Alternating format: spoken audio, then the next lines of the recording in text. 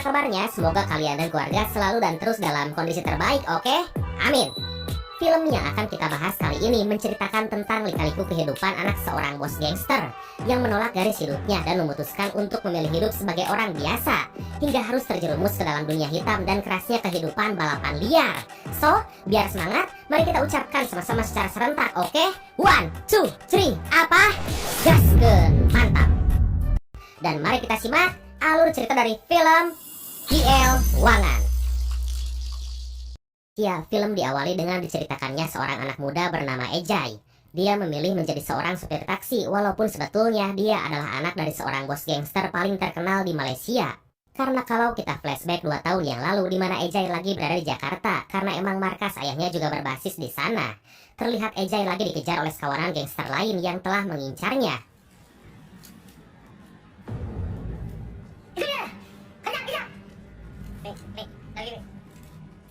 Tapi di saat yang sama dia diselamatkan oleh kaki tangan ayahnya, seorang bodyguard asal Indonesia yang bernama Wazi, yang diperankan oleh mamang saya sendiri yaitu Doni Alamsyah.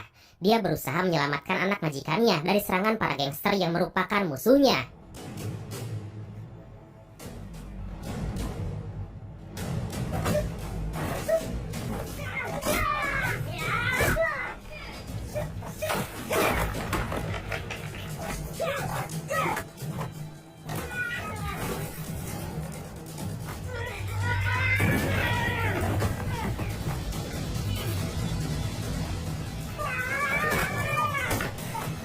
Para berdebah itu pun berhasil dikalahkan dan Wazi menyampaikan pesan dari bosnya yang menyuruh Ejay untuk pulang ke Malaysia. Tapi atas pilihan hidupnya dia nggak pulang ke rumah dan malah menjadi seorang supir taksi di Malaysia.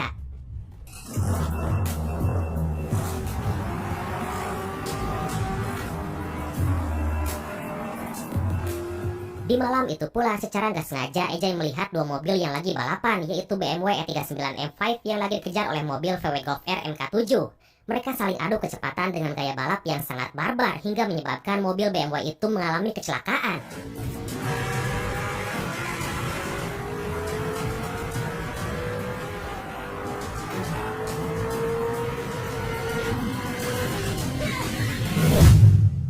Pria misterius itu membawa sesuatu dari mobil musuhnya. Dengan sigap Ejay langsung menyelamatkan korban dalam mobil BMW.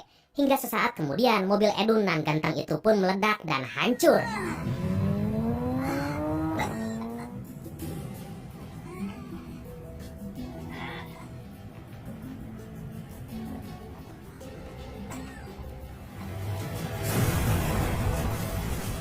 Ternyata pria yang diselamatkan itu bernama Ahong, seorang mafia keturunan Chinese yang menetap di Malaysia.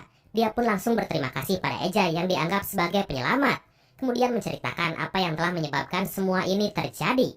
Bahwasanya dia merupakan seorang maniak judi kelas kakap yang di malam itu berhasil memenangkan judi dan sukses meraup uang taruhan berjuta-juta ringgit. Tapi atas hal itu pula dia langsung dikejar oleh musuh bebuyutannya dan uangnya pun dirampas.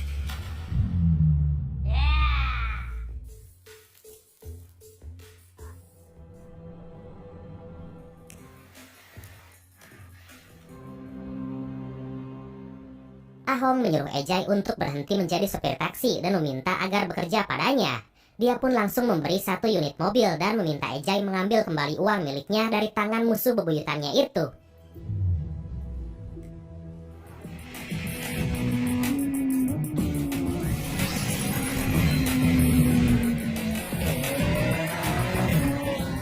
Tanpa pikir panjang, Ejay pun langsung setuju karena emang dia mendapat gaji lebih besar daripada saat dia bekerja sebagai sopir taksi. Dan keesokan harinya, tanpa rasa takut, dia pun langsung mendatangi markas targetnya. Ternyata orang itu bernama Yudi, seorang bisnismen yang punya showroom mobil di Malaysia.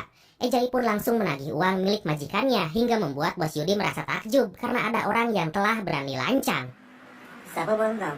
Oh,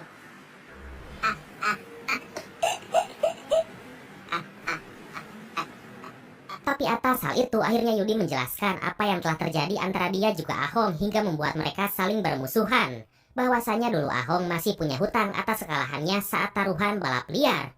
Kejadian itu bermula saat 15 tahun yang lalu di mana mobil JDM belum begitu ramai di kalangan pembalap liar Malaysia dan hanya menggunakan mobil kecil berjenis Perodua 2 kancil dan Daihatsu Mira.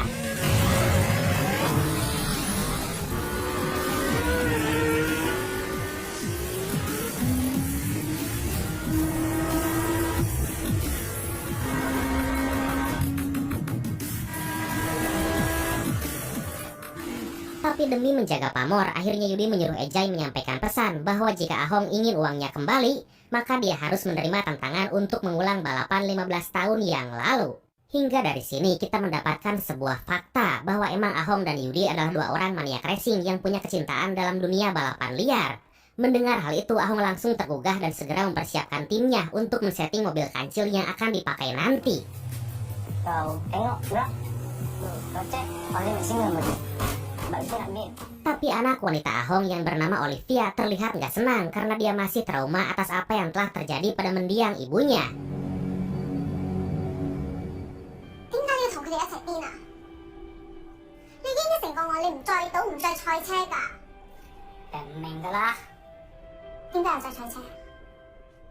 Sementara di bengkel pribadi, Yudi bersama tim juga lagi mempersiapkan mobil Daihatsu Mira-nya. Setup lama ni. Ni power sport tahun lepas lah. Tukar je bang baru.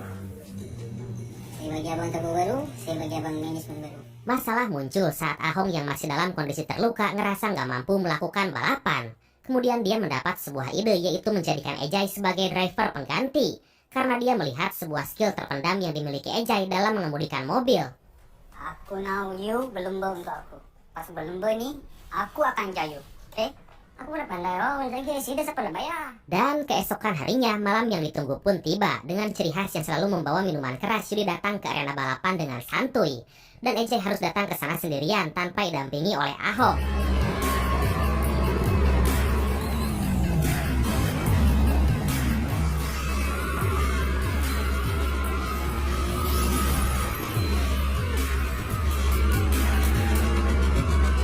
Balapan pun akhirnya dimulai. Dengan menggunakan jalan umum bebas hambatan, mereka berdua saling beradu skill dan power kecepatan mobil masing-masing.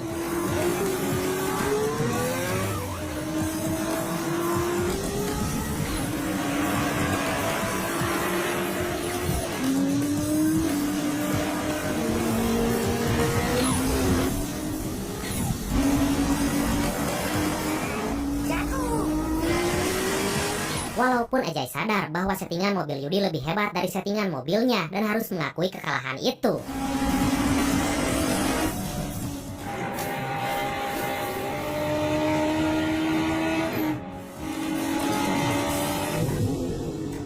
Kalau cakap tak boleh, aku kan joki. Memang kalah. Mengetahui hal itu, Ahong sangat memaklumi dan langsung berniat kembali menantang Yudi balapan dengan menggunakan mobil yang bermesin Evo 3 dengan spek sekitar 450 HP. Hingga dia langsung menelepon Yudi untuk menantangnya kembali. Kau hutang dengan aku. Alat lah duit kau ni. Kau ni Hong. Kita main Mission Evo 3. Itu dulu. Tapi itu duit aku. Yudi langsung tertawa saat mendengar tantangan itu. Karena faktanya Ahong memang pernah menang saat melawannya menggunakan mobil bermesin Evo 3. Tapi sebetulnya 14 tahun yang lalu saat balapan itu terjadi, Ahong mendapatkan kemenangan gara-gara Yudi mengalami trouble pada gearboxnya.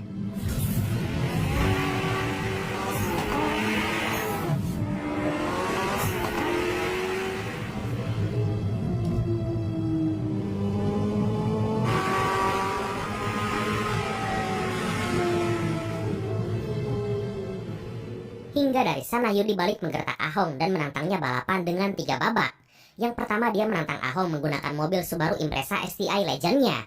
Babak kedua dia menantang Ahong untuk menggunakan mobil Honda. Dan di babak terakhir mereka harus menggunakan mobil super bermesin 6 silinder. Wow! Last kali kita main 6 piston. Kita tengok. Siapa king sebenar. Aku pasti balik. Aku ambil. Tanpa ragu Ahong langsung menyetujui tantangan itu. Dia pun bergegas mempersiapkan semuanya dan membawa Ejai ke sebuah garasi rahasia, tempat di mana mobil Subaru andalannya itu disimpan dan teronggok selama 5 tahun lamanya.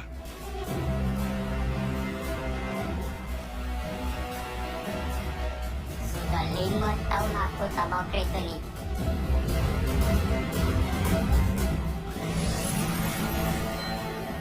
Tapi masalah kembali datang saat Olivia semakin menunjukkan kebencian pada Ejai dan ayahnya. Membuat Ejai terpaksa harus menemui Olivia dan mengobrol secara intensif untuk menanyakan alasan kenapa dia membenci hal-hal yang berbau balap liar. Diketahui ternyata 13 tahun yang lalu pengalaman pahit terjadi saat ibunya diculik oleh sekelompok orang. Walaupun sebelumnya dia dan ibunya sempat minta tolong, tapi Ahong sebagai ayah malah mengabaikan dan lebih mementingkan judi taruhan bersama teman-temannya.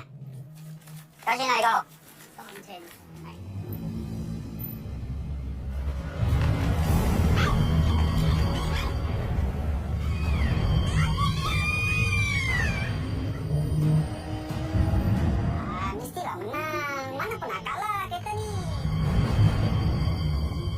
Yudi mulai mempersiapkan mobil andalan berjenis Mitsubishi Lancer Evo 9 untuk melawan Subaru milik Ahong. Dia dan tim terus berusaha menemukan settingan terbaik. Hingga atas kecintaannya pada otomotif, Yudi menganggap raungan mesin mobilnya sebagai alunan paduan suara yang indah. Duh, emang bikin irgasem sih suara mesin JDM mah, ya kan? Gitu tah.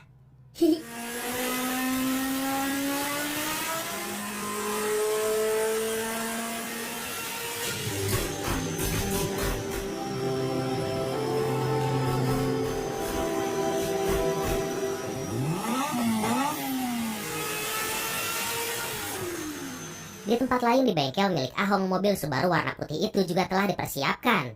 Dan di malam itu pula Ejay betul-betul telah siap untuk datang ke arena demi bisa melawan dominasi Yudi. Sesampainya di sana dia pun disambut dengan sangat meriah.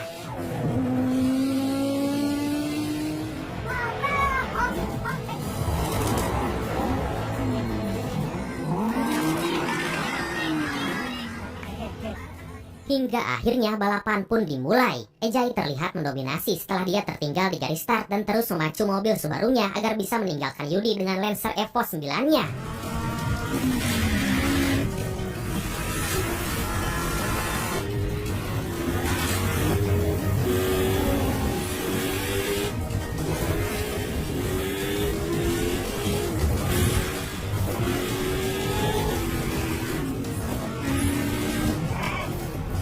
Tapi Ejay mengalami trouble saat dia terhalangi pengemudi lain yang lagi asik main HP. Hingga mobilnya sempat oleng dan Yudi punya kesempatan untuk menyalip. Hingga akhirnya Ejay pun harus kalah di babak pertama ini.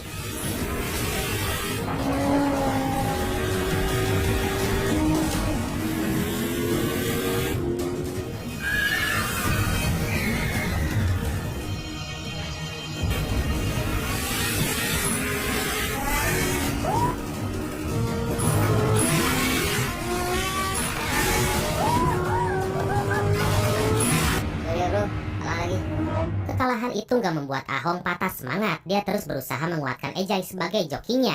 Dia pun berjanji akan melatih Ejay agar bisa memenangkan balapan berikutnya. Dan sesaat kemudian Ahong ditelepon oleh seorang rekan bahwa barang pesanannya telah tiba di pelabuhan. Oke. Besok kita pergi angkat tapar. Keesokan harinya mereka langsung mendatangi pelabuhan itu. Ternyata jauh-jauh hari Ahong udah memesan sebuah mobil berjenis Honda Integra Type R yang langsung didatangkan dengan settingan build up Mugen di Jepang. Dia pun langsung menyuruh Ejay mencoba mobil itu dan mengajarkan teknik balapan dengan menggunakan karakter mobil yang berbeda-beda. Belajar tak paham. Engine dan kereta ada karakternya. Teliti dan dijemput dengan guna barang Mugen. Bila sampai 5.000 APM, dia menjerit. Tekan saja sampai 10.000 APM. Oke.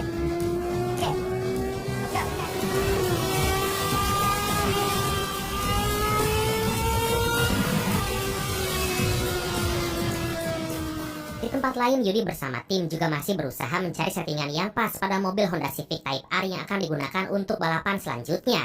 Dan emang harus diakui tim mekanik yang dimiliki Yudi adalah orang-orang yang hebat dalam urusan tune-up.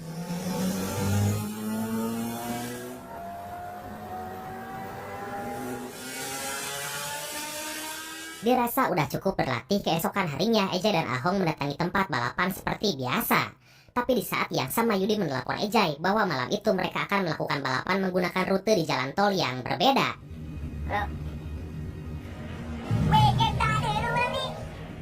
Oke.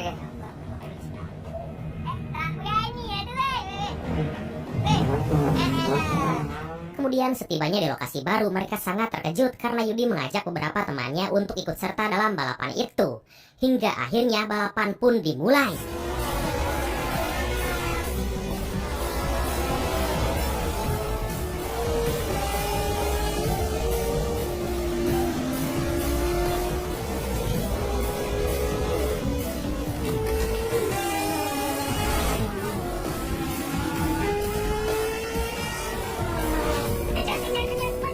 Dengan mobil Honda Civic Type R-nya, Yudi terus gaspol memimpin balapan. Tapi saat itu Ejay dan Ahong ngerasa ada yang gak beres dalam balapan ini. Karena faktanya pembalap lain yang diajak Yudi seakan terus menghalangi dan kembali menjadikan Yudi sebagai pemenang.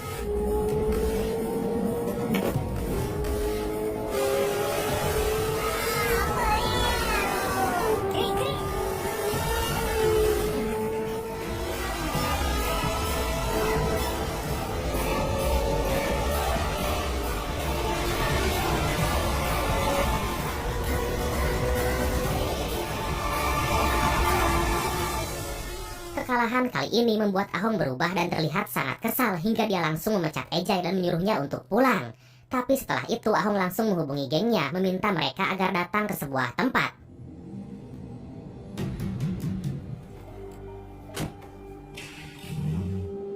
Chúng tên thì không? Hãy biết đâu á? Di saat yang bersamaan, ternyata Yudi menghubungi Ejay dan menyuruhnya datang sendirian untuk bertemu dengannya. Hingga singkat cerita, Ejay pun sampai di sana yang ternyata itu adalah sebuah tempat rahasia yang berfungsi untuk menyimpan mobil-mobil balapnya. Ternyata Yudi mengajak Ejay untuk bergabung dan memintanya agar keluar dari tim Ahong. Walaupun saat itu Ejay belum sempat memberikan jawaban, terlebih dia merasakan kecurigaan saat ada dua orang tiba-tiba datang dengan berpura-pura memperbaiki mobil.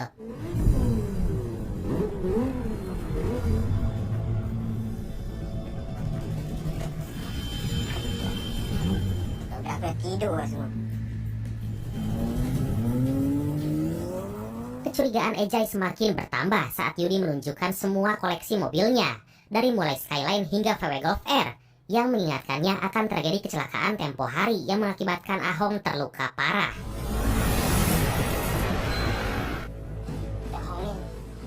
Stop lagi encik kita nih.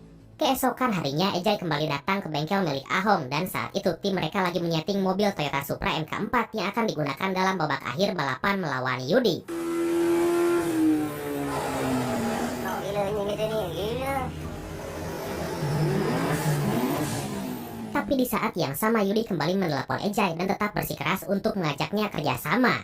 Yudi ingin Ejay kembali menjadi driver tim Ahong dan memintanya melakukan sabotase dengan berpura-pura kalah dalam balapan nanti. Dan betapa terkejutnya saat Ejay mengetahui bahwa Olivia telah menguping hingga dia mengadukan percakapan itu pada ayahnya.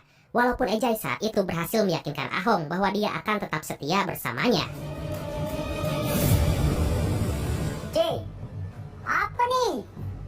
Bisa ngomong. Kok, tenang kan? Aku bukan geng dia, aku geng kau lah. Malam itu pun Ahong langsung mengajak semua gengnya untuk bersenang-senang di sebuah diskotik. Hingga Ahong gak sadar bahwa Yudi terus meneleponnya untuk melakukan balapan terakhir di malam itu. Dan di waktu yang sama akhirnya Yudi menelepon Ejay untuk menyuruhnya kembali menemuinya.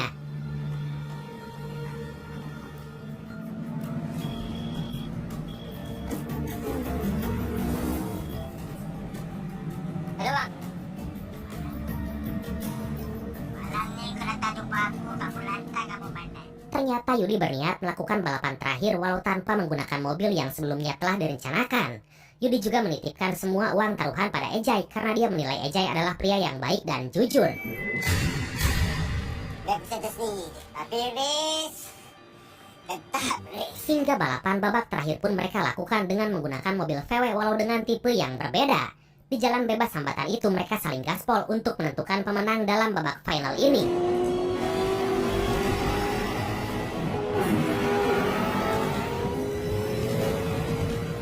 Ternyata di akhir balapan Yudi memutuskan untuk mengalah hingga akhirnya Ejay memenangkan balapan babak final itu.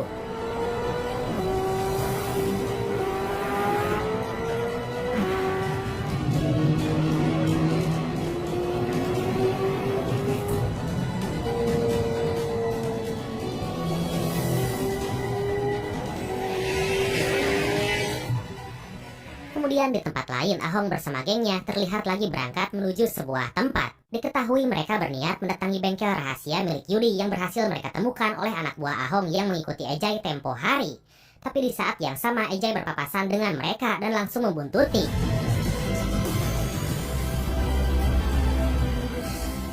Dan setibanya di sana tanpa basa-basi anak buah Ahong langsung menghajar semua anak buah Yudi yang ada di sana. Melihat kejadian itu, Ejay langsung menghubungi Olivia dan memintanya membawa polisi ke tempat itu.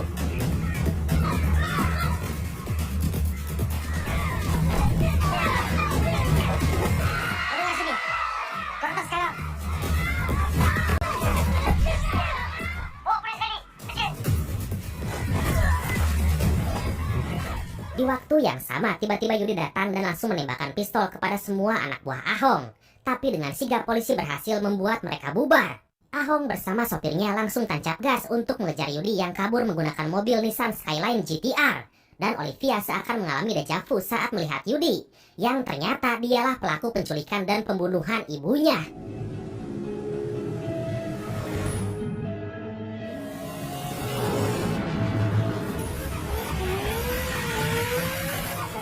Kejar-kejaran pun terjadi begitu sengit, mereka terus tancap gas untuk menghindari kejaran polisi. Walaupun di tengah perjalanan Ahong berhasil dikecoh, tapi dia melihat Eja yang melanjutkan pengejaran terhadap Yudi.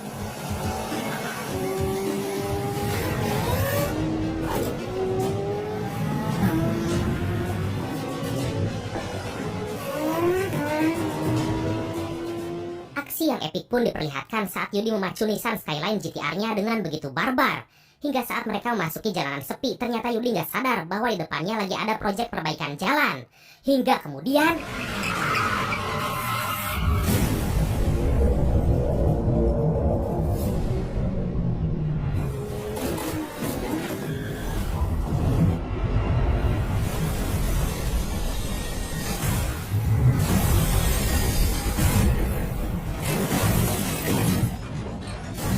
Tapi ternyata Yudi masih selamat dan berhasil keluar dari mobil naas itu. Walaupun gak lama kemudian pihak kepolisian datang bersama dengan Ahong juga Olivia.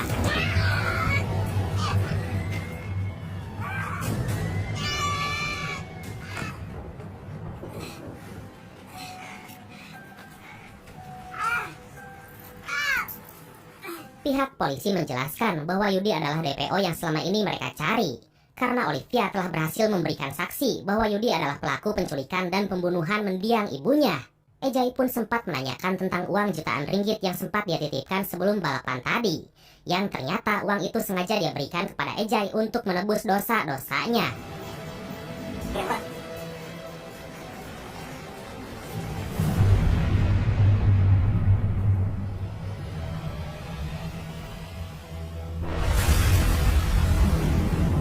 Beberapa bulan kemudian scene berpindah saat di malam itu Ejai terlihat lagi dikejar dan dikepung oleh sekelompok gangster yang menggunakan mobil American Muscle. Ternyata mereka adalah musuh bebuyutan ayahnya yang berusaha untuk membunuh Ejai.